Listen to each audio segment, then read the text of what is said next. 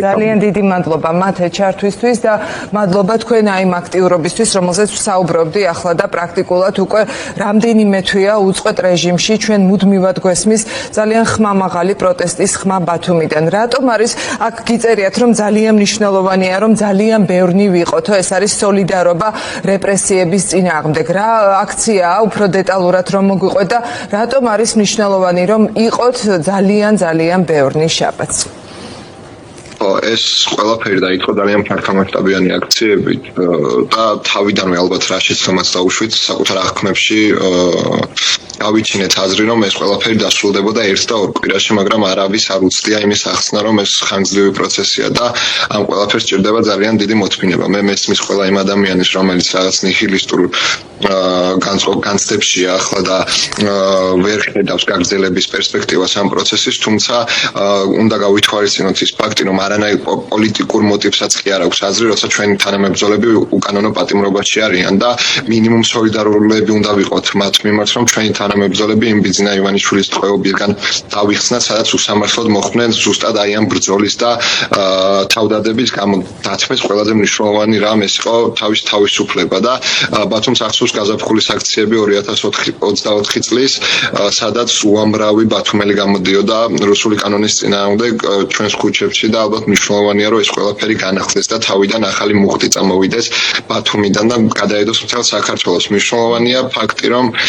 ბათუმს ყავს პოლიტპატიმრები და ბათუმი ვერ იცხოვრებს, ვერ გააგრძელებს ჩვეულებრივ ცხოვრებას, როცა ამდენი პოლიტპატიმარი ყავს ასეთ პატარა ქალაქს და ძალიან მნიშვნელოვანია თითოეული ბათუმელის აქტივობა. კი ბატონო და მათი ალბათ თქვენ აქტიურად აკვირდებოდით რა ხდებოდა თბილისში, მათ შორის თეატრალური უნივერსიტეტის სტუდენტებთან დაკავშირებით და აი ამასაც რომ გითხრათ თქვენ რამდენიმე სიტყვა მიუხედავად იმისა რომ ბათუმის სახელმწიფო უნივერსიტეტში თქვენ საკმაოდ ღამეებსაც ათენებდით, იყო მანდ სტუდენტების აქცია საკმაოდ ხალხმრავალი, მსგავსი დამოკიდებულება ალბათ არც ერთი რექტორისგან, არც ერთი ადმინისტრაციისგან არ გვინახავს, ხო? აი რას ეტყოდით თეატრალური უნივერსიტეტის სტუდენტებს, რომელსაც ხოთ შორის აღუდგინეს ახლა უთხრა რექტორმა რომ არ გაგრიცხავთო, იმიტომ რომ დღეს საღამოს დებატები იგეგმება საზოგადოებრივ არხზე, უბრალოდ მათი ერთობლივი ეთერი. ის ფაქტი რომ ამ სტუდენტებს არ შეუჩერებენ სტატუსს ესეც საზოგადოების ერთიანობის დამსახურებაა და იმ გამოხმაურების რაც ამ ამბავს მოყვა და არ ვიცი ჩვენ ცხოვრობთ ქვეყანაში სადაც სტუდენტები საერთოდ უნივერსიტეტის გარეთ კი არა საპყრობილეში არიან და ლექციების ნაცვლად ციხეში არიან. ჩვენ ცხოვრობთ ქვეყანაში სადაც სტუდენტებს აჯანიმებენ 5000 ლარით, რომელიც საარსებო მინიმუმზე 19-ჯერ მეტია და ალბათ სტუდენტს ჭირდება წელიწადის განმავლობაში 12 თვე იმუშაოს რომ გამოიმუშაოს 5000 ლარი თუ გამოვაკლებს საფასურს, ქირის საფასურს და იმ საარსებო მინიმუმს, რომელიც სტუდენტს ყოველთვის სჭირდება. თითოეული სტუდენტის ვალია, რომ სოლიდარული იყოს თეატრალური უნივერსიტეტის სტუდენტების მიმართ და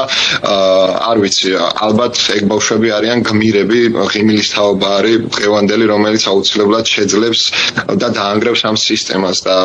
უკან დასახევი გზა ნამდვილად არ გვაქვს, ეს აღარ არის უკვე არანაირი ბრძოლა ევროპისთვის ან რაღაცა კონკრეტულისთვის, ესაა ბრძოლა ჩვენი თავისუფლებისთვის და ქვეყნის თავისუფლებისთვის. შესაბამისად არ გვაქვს დანებების უფლება და ვერ მივცემთ საკუთარ თავს იმის უფლებას რომ დავნებდეთ, ოღონდ უნდა გავიაზროთ ერთადერთი რამ რომ უნდა მოვიწმინოთ, უნდა ვიყოთ მომთმენები და ეს პროცესი აუცილებლად დასრულდება გამარჯვებით. ეს ხანგრძლივია და თავარია შევინარჩუნოთ იმაზე მეტი ენერგია, ვიდრე აქვს სისტემას, რომელიც გადასულია მთლიანად ბრძოლაზე და ადმინისტრაციულ სამართალდარღვევათა კოდექსიც კი იმის ნაცვლად რომ იყოს აღზრდელობითი ფუნქციის მატარებელი, შეიცვალეს მთლიანად სადამსჯელო ფუნქციით და ის ჯარიმები და პატიმრობა, რომელსაც იყენებენ აქტივისტების მიმართ, ეს არის ალბათ დიქტატურის ერთ-ერთი დამახასიათებელი მაგალითი და